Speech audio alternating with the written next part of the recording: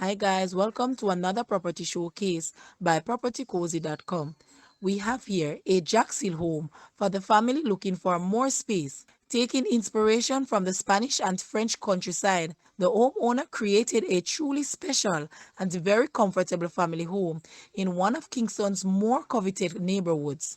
There is an excellent flow between rooms on the main level, from the large veranda on the entry, through the formal living and dining rooms, the TV den, the well-appointed kitchen, and through to the back veranda that opens to the lushly landscaped yard. On the upper level, there are 4 bedrooms and 3 bathrooms, including a grand primary suite with a spa-like bathroom and double walk-in closets. In addition to the residence, there is a second detached accessory structure that could be easily converted to a garden cottage for older parents or guests, or workspace for a home-based business.